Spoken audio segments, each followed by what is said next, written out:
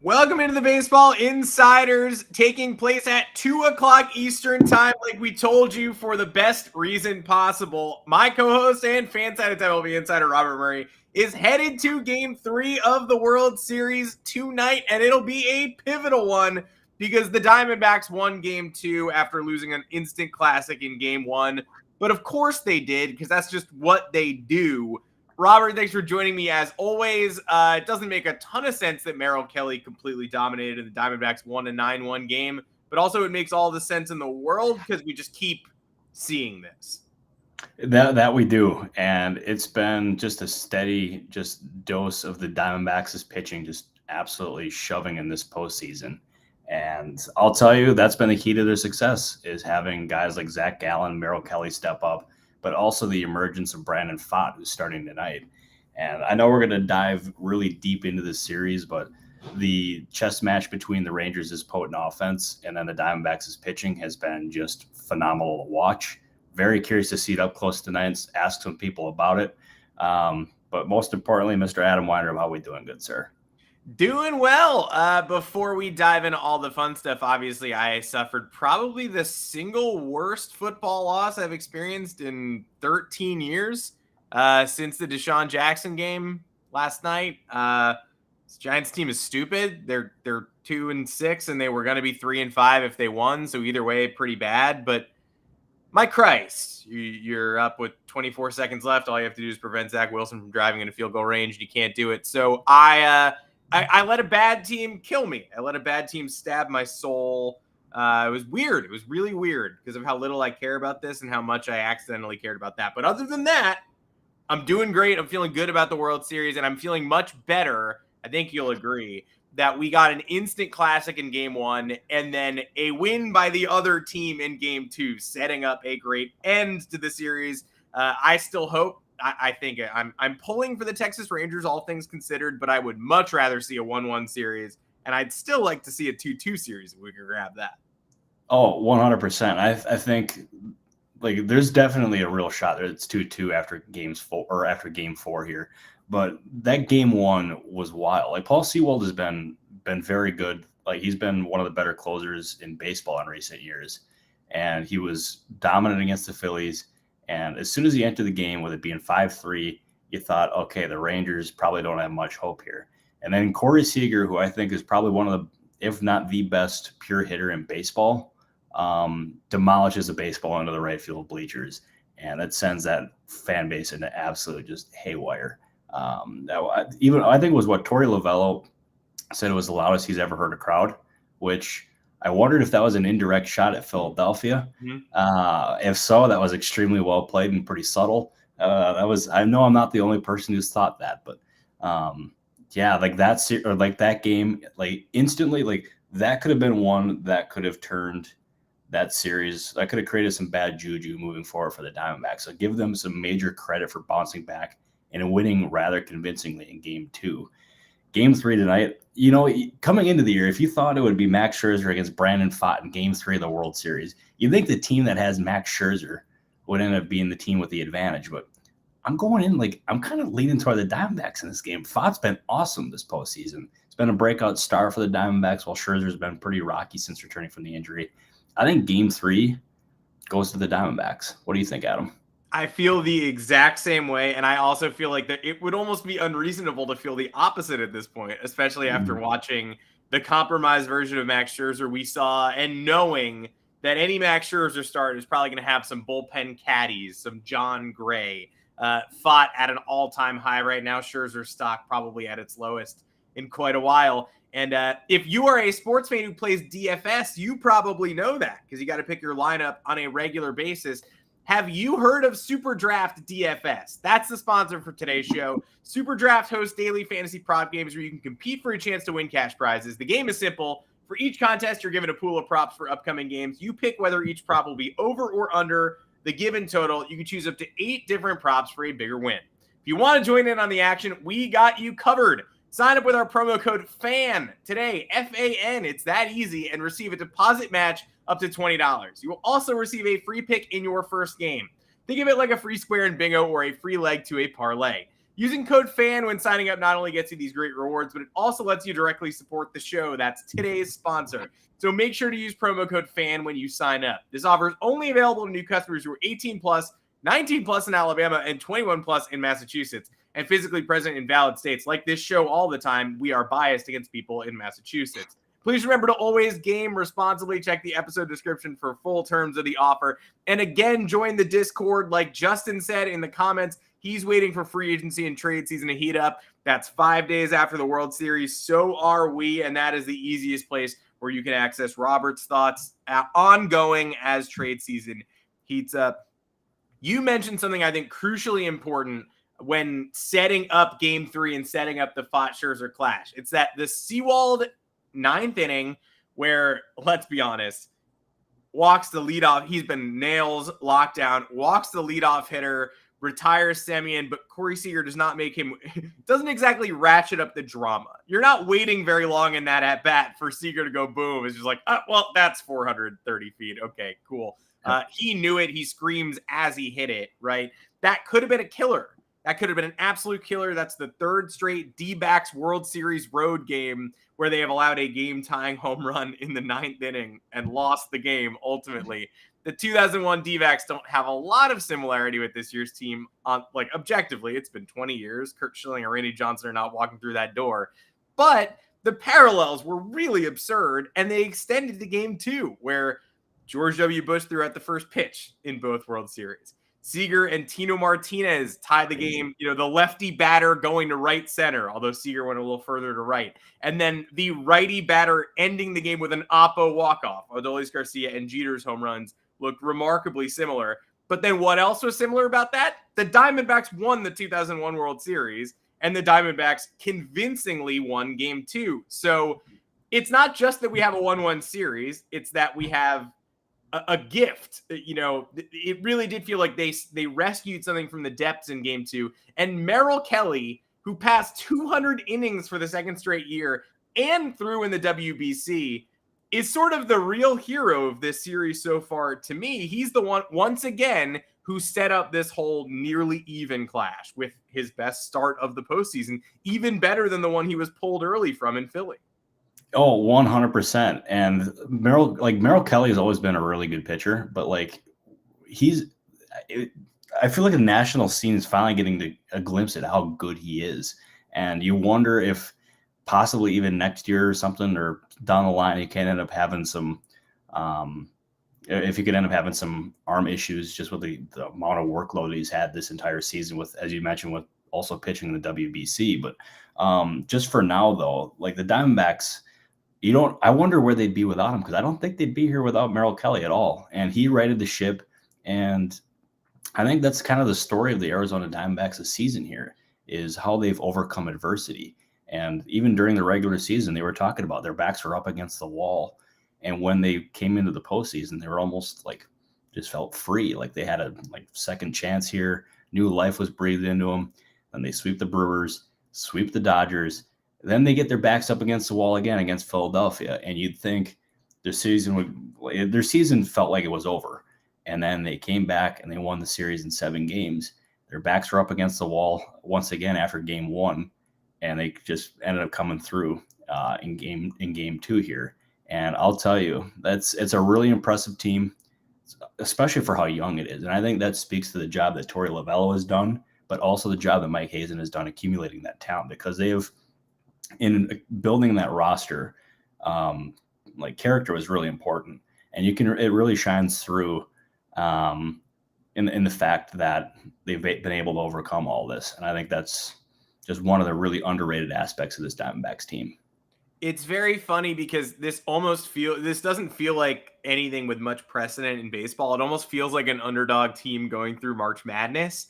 But what are we used to at the end of a March Madness run? The coach gets poached. The stars go to the NBA. People leave. Here, Mike Hazen just agreed to stick around for so much longer. The infrastructure is not going anywhere. He's well aware that Jordan Lawler is up next. He's been here. He's been taking BPs, not really getting in these games. But Jordan Lawler is next. Drew Jones is next. Corbin Carroll is just getting started. And the people who did bring the high character players in to help this roster out are not leaving. Torey Lovullo stayed through the hard times.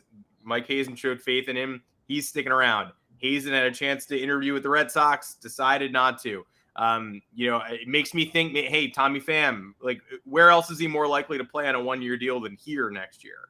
Right? Like, I don't know. That's the kind of thing. It feels like if you've got, kids, GM, manager, like, why wouldn't a veteran want to come here and just go year by year? Why wouldn't somebody like Pham or somebody like Longoria just stay in Arizona as long as they can?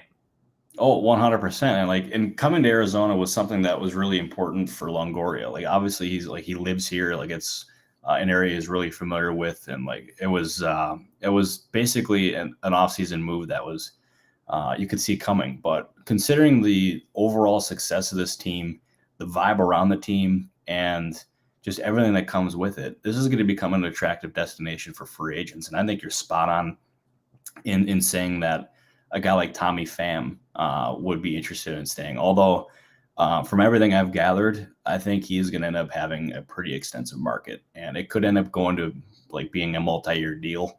I think a team that actually that makes sense there is the Atlanta Braves. I want to give a shout out to our lovely editor at Fansided here, Mark Powell. He was the one who put that on my radar at some point. Like, he put it on my radar like 2 weeks ago. And all of a sudden, I thought it was not necessarily like a real possibility, but I checked with some folks, and it sounds like he's at least a player that could be of interest to Atlanta. So I think that could be one of the many teams that are going to be in on Pham. But yeah, I'll tell you, it's going to be a very attractive destination for a lot of these veteran players. And yeah, I'll tell you. It's once again, it's a credit to the job that Mike Hazen and Torey Lovullo have done. But Adam, are you there or are you frozen? Nope, I think Adam is frozen out, so it's just me here. Is he? Oh, there you go. He's back. Look at that. What on earth? Can everybody hear me? You're back. Crazy. I did not enjoy that. I did not enjoy that at all. No, you picked the perfect time to freeze up because I was in the middle of my spiel. But it's good to have you back. I was talking about how Tommy Pham is going to have a very extensive market in the offseason, and I think Atlanta is one of the possibilities. Yeah, it's good to be back. I was just going to ping everyone saying I don't know why I left the show. I didn't intend to, but it's great to be back. I love that fit as well, and shout out to Mark Powell for bringing that to our attention. Yeah, you look at the options in left field in this free agency cycle, and they're quite abysmal. You've got David Peralta sort of in that tier 2, like Justin is mentioning. I'm examining it from a Yankees perspective. It's sort of like, hey, if you don't get Bellinger and you don't get Juan Soto, and like you can get those guys and move some pieces around, but otherwise it's going to be tough to tangibly improve in left. It's like Jock and Mark Canha if his option gets, whatever happens with his option happens, and Tommy Pham's right in that top tier. So if he can't get a multi-year deal this offseason, he might never get it. But yes, it does. I mean, that does not change the fact that Arizona is certainly becoming a more attractive destination for these types of players. On the flip side, though, I feel like you can't talk about this postseason without talking about a team that's sitting at home in the St. Louis Cardinals. I don't know how we got here, but it's possible the Cardinals are having a worse October than any other major league team. Not just Adolis Garcia, who they did DFA. The Rangers DFA'd him too, by the way. So he cleared waivers after they signed Mike Foltynewicz, and everybody could have had him, but Tommy Pham was a Cardinal, Randy Arozarena a Cardinal, Mike Maddox recently a Cardinal, Jordan Montgomery, they had to sell him after what they did this year, but can't shake the Cardinals DNA there. Has any team had a worse October than the St. Louis Cardinals, who are still on the sidelines trying to figure out their future? I don't think so. It's been a brutal, it's been a brutal postseason for the Cardinals. And if you look at some of the other players that have also left that organization and had success elsewhere, I don't think you can mention guys and not immediately mention like Sandy Alcantara. I mean, if they need starting pitching and high-end starting pitching in the absolute worst way, and they had the best right-handed pitcher in baseball last year, or just recently, in their organization, they had him signed for cheap. And then was it the Marcell Ozuna trade? Yeah, and speaking of Sandy Alcantara, Zach Gallen, another Cardinal. Yeah, I mean, they had both. They I mean, they could have a dominant rotation, and I mean, you wonder like what their future or what their last few years look like if they ended up having both those guys, and they wouldn't have had to have traded Harrison Bader for Jordan Montgomery. Obviously, that trade did work out, but you wonder like it's moves like that had a domino effect elsewhere, and you wonder how that would have altered the course of baseball history. We'll never know, obviously, but. Yeah, brutal, like just postseason for them to watch these guys because they had them. And Justin's right. Like, to be fair, they did win the Goldschmidt and Arenado trades. Like, yes, they literally had the Colorado Rockies pay them to take Nolan Arenado. So, like, I mean, that's a W. But man, they could have had a really, really, really fun like last few years and fun future. But now they're, I don't know, just kind of just stuck. Yeah, even Hal Steinbrenner scoffing in their direction. But the Goldschmidt trade, very valid. Didn't get much in return there, and the Diamondbacks look even better, I would say, with Goldschmidt than with a struggling Christian Walker right now. So you take the wins where you can get them, but it's a veritable all-star team, and most of them have starred in this postseason, including Garcia, who literally set a postseason RBI record with his walk-off home run in game 1 of the World Series. I don't think, like, you can do the laundry list of Cardinals. You can go through the whole list of people they've let go, but I think we have to just pause on El Bombi and sit back and appreciate what we're seeing, because this might be the best individual postseason of all time. It is. It's crazy. Because like it feels like in the last couple of years, because what he hit, and just so I want to make sure I have this right. In 2021, he hit 31 homers. In 2022, he had 27 homers, and it felt like he was still under the radar for a lot of different people. Maybe it was because he was on not so great Rangers teams, and he just wasn't getting the spotlight. But he's been really underrated. And this year, he ends up hitting 39 dingers and ends up becoming one of the more clutch players in baseball. And he's been like, it was funny. It was like I was watching game 1 with my girlfriend's friends, and one of them, as soon as Garcia ended up coming up to the plate, he was like, "Oh, this guy's a stud. Like, it just feels like he's getting a home run here." And the next thing I know, he's hitting the ball to right field, opposite field, and it goes into the stands, and they win. And he's the kind of guy now where he went from being underrated nationally to when he's at the plate, you're expecting big things every time, especially in key moments. And that's another one for the Cardinals. I remember like there's that tweet where they announced the designated for assignment where they DFA'd Garcia, and there was that one fan. That one fan was like, "Oh, I don't like that. He's a good player," and everybody else was like not minding it at all. And that fan knew something, and so did the Texas Rangers. Even they got lucky because I feel like at one point they let him go too. Yeah, but for Folty, for Mike Foltynewicz, they DFA'd him and he circulated and came right back. That's right. And sometimes it's better to be lucky than good, but man, oh man, the talent is there and he's performing in the highest level. And another thing that's got to excite the Rangers too is he's performing at this level. He's 30 years old, but he's also not a free agent until 2027. So they're going to have him signed for relatively cheap, definitely under what he would make if he was entering free agency for sure. But another layer of this too is obviously they have spent big on Corey Seager. They have spent big on Marcus Semien. They spent big on Jacob deGrom. They have Max Scherzer. I can't remember. Scherzer's on a contract for next year. Yeah, it's one more. Yep, because he signed a 3-year deal. Was Verlander signed it too. But what I'm trying to say here is that it gives them even more flexibility to pursue a guy like Shohei Ohtani.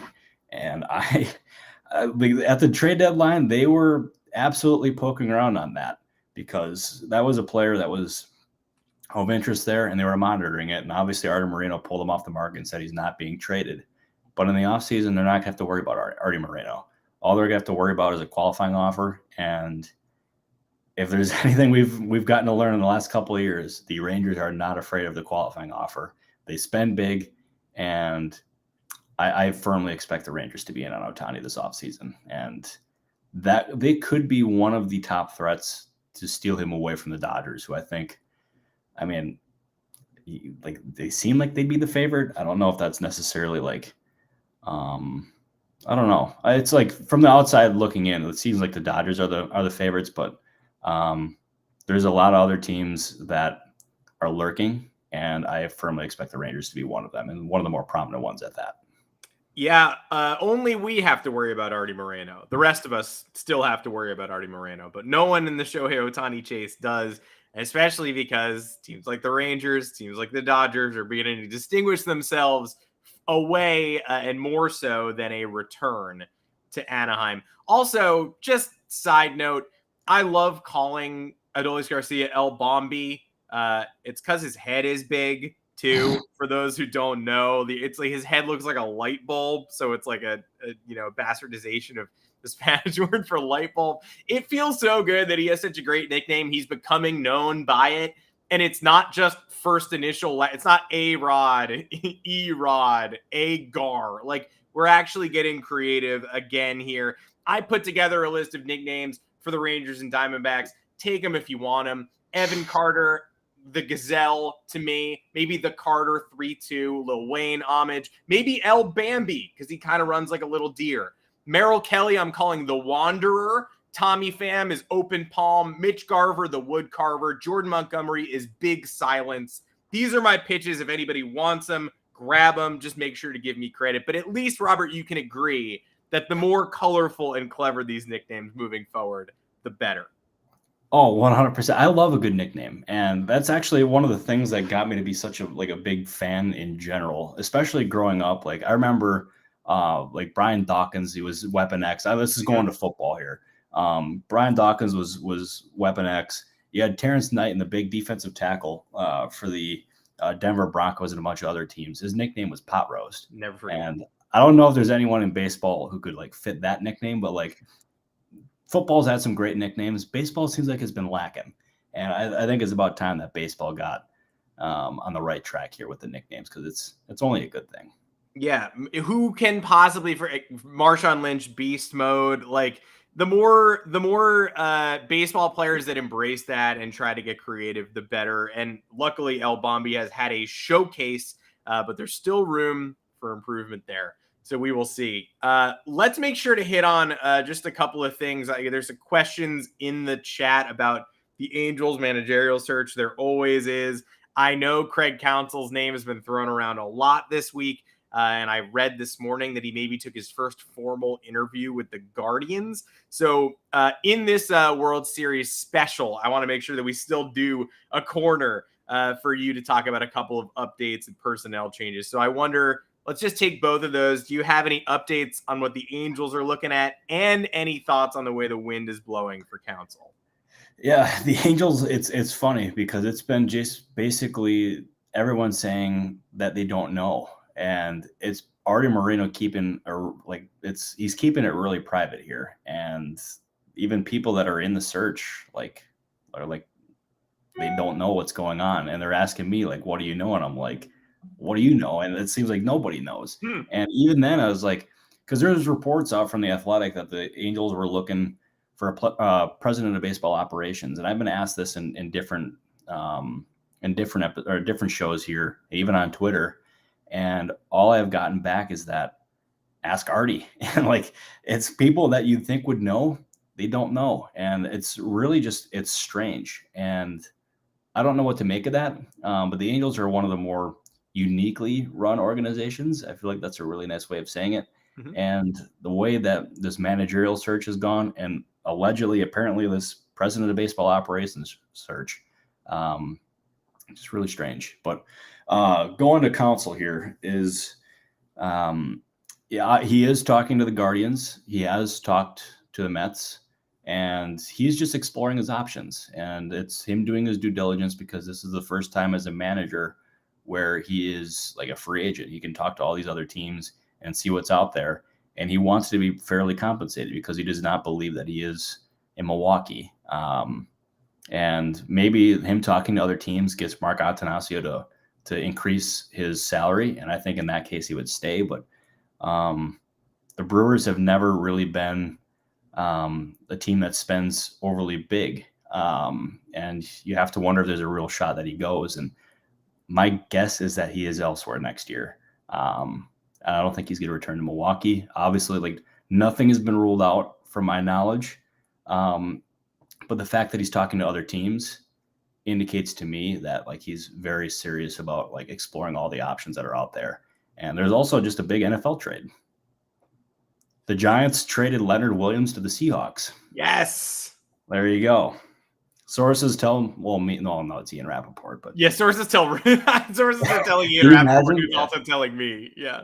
Yeah, that would be crazy. Yeah. But anyways, that just happened. So, hey, like the last two shows here, the Eagles made a trade and then the Giants made a trade. So that's a big one and a smart one, because that is their most expensive and most superfluous defensive player. That's a strength of the New York Giants. They've got a great D-line.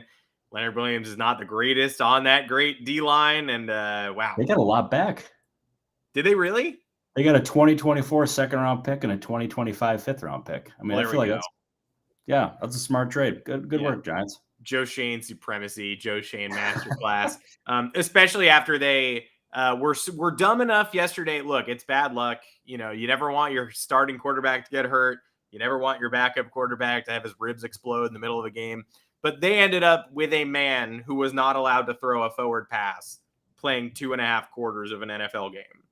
And so not a banner day for the GM when that happens. Like, there were no options. Like, the amount of clock they managed to kill with a guy who was not allowed to throw was absurd. And so good job by Saquon Barkley and good job by that line. But yeah, you got caught with your pants around the ankles a little bit there with a scary undrafted rookie. So good comeback today by Joe Shane and presumably Brian Dable for getting rid of a problem contract in a lost year. That's fun. We haven't had a good football moment for me on this show in a while. There we go. I'm happy for you. That's the good stuff. That is the good stuff. That feels good. Well, great. Obviously, you're headed to the game tonight. Gotta watch out. My eyes are still on Tommy Pham, who announced to everybody that he pulled himself out of the lineup with a chance to go 5 for 5 in game 2, so Jace Peterson could get his first World Series at bat, potentially only World Series at bat. Mike Maddox was also caught during that game yelling, "Attaboy, you dumb F star after Pham got picked off. So I will be focused prominently on Tommy Pham tonight. 4 for 4 for me is not enough. I don't think he's done making a huge impact in this series. I wonder who you've got your eyes on heading into tonight's game. Yeah, I'm the exact same way as you. Like, I want, like, just sticking with Pham for a second. Like, it feels like what Orlando Arcia was for the Atlanta Braves is what Mike Maddox may have just become for the Texas Rangers. I am very curious because he poked the bear, and Tommy Pham, he saw it, and that's the last thing you want to do is bulletin board material. Like, it's a legit thing, and I mean, any extra motivation you can possibly get for a series like this, the better. So I think that's going to be something that is only going to light the fuel for him even more. I'll say for this game, I'm going to stick with Brandon Pfaadt, and I think his emergence has been so crucial, and he's performed in such a high level. Like, he's performed in, if you look, the closeout game against the Dodgers, he has done it against the Phillies in, games 3 and 7, where he ended up, like, he was one of the primary reasons why they ended up beating the Phillies, and they put him in position to win in game 7. Obviously, this is the biggest stage he's ever performed on. He's pitching in the World Series. I expect him to shove, but this is going to be a real test for him, and especially against a really tough Rangers lineup. So I'm curious to see how he performs, but I have confidence in him, and I don't know if I would have said that even like 6 weeks ago. So it's been a real steady climb for him in these last month or 6 weeks or so.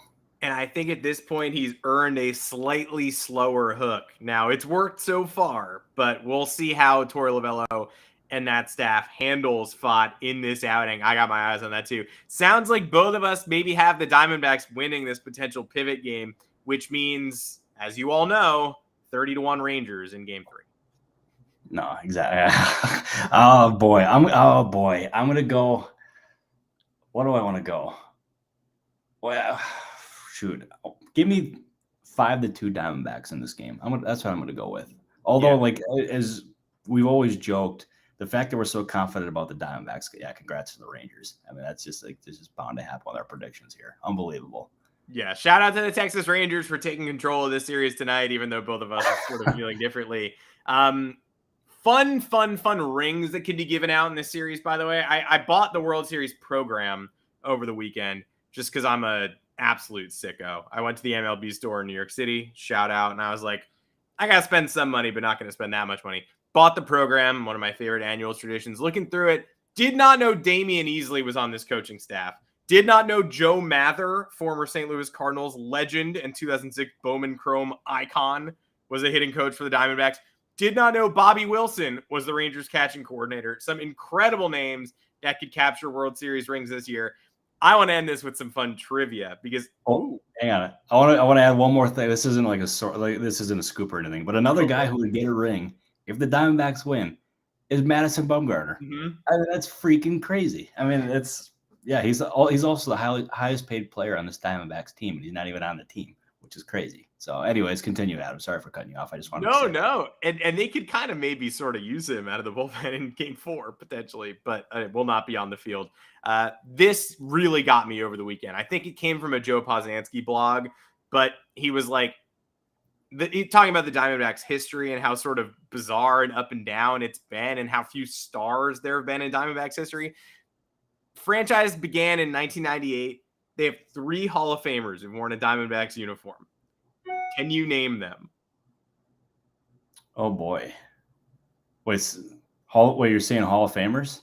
3 Hall of Famers who have been with the Diamondbacks. One of them, an iconic Diamondback. One of them is Randy Johnson. But Curt Schilling cannot get himself into the Hall of Fame, so he has not joined Randy yet.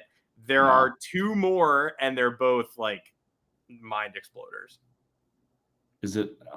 Because I feel like I heard this the other day. Was one of them? It's not Alomar, is it? Robbie Alomar ended his career in that horrible, that nonsense uniform on the Richie Sexson teams. I have no idea. Who the other one would be. Oh, the Richie Sexton's a good shout. Brewers legend right there. That was the 2004 Diamondbacks. I used to pull all the time when I opened baseball cards, like so much Matt Cada, like you would not believe. The 3rd Hall of Famer is Kirk Gibson's coach, Alan Trammell. Spent time with the 2014 to 18 Diamondbacks in the dugout and was elected to the Hall a couple years ago. But that's it, because Schilling can't get in. That's crazy. I never in a million years, but it's such a strange franchise. Have that unbelievable run in 2001 and very little else other than, of course, Matt Cada and those incredible 04 D-backs. Now it's time to make a little more history. Hopefully you see a little history tonight. That's it for this edition of the show. Please keep the questions coming. Please join the Discord. Keep pinging us with questions. We can't wait for the offseason to get going either, but plenty of great baseball to savor before it's here. Robbie, you're headed down to the ballpark. What's sort of your what do you do on game days? Like do you have a go-to ballpark meal tonight? Do the D-backs have a food option that you're looking forward to, or are you just going to cram whatever you can eat and watch some great baseball? So I was going to treat myself to DeFalco's, which is like a real good Italian deli that's right by my place. But my car broke down on the highway last night, and I don't have a car. So I'm going to have to get creative. Maybe I eat the Shake Shack that's in the ballpark. Who knows? But I'm going to try to, maybe I DoorDash something healthy because I don't want to feel like just a pile of crap after the game. But yeah, that's not great. By the way, having your car break down on the highway, not great. So I'm in the market for a new car. So sources tell me I'm hoping to have a new one by the end of the week. But yeah, and also too, speaking of sources, the general manager meetings are going to be in Arizona next week, and I am going to have a lot of different conversations with sources, and I'm going to bring you guys all the latest that I'm hearing around the league. So get ready for some off-season coverage because it is coming. It is coming very soon, and we're going to be breaking a lot of news and hopefully on this show. Yeah, we are going to have some all-time episodes beginning next week for sure. If you see Robert in the line for Shake Shack, he's open to your used car pitches. So please offer him discount cars as long as all the parts are functional. The code for Super Draft DFS is FAN. Sign up, you get yourself a deposit match up to $20, and you support the show. The Discord, all you have to do is become a YouTube member to join, and next week would be a pretty great time to do that. In fact, it would be the second best time to do that, right behind right now, which is also a great time to do that. Thank you for joining us. Thanks for everyone in the comment section. Some great questions and some great things that we will address in episodes moving forward. For now, it's time for Game 3 of this World Series. It's time to get Robert to the ballpark.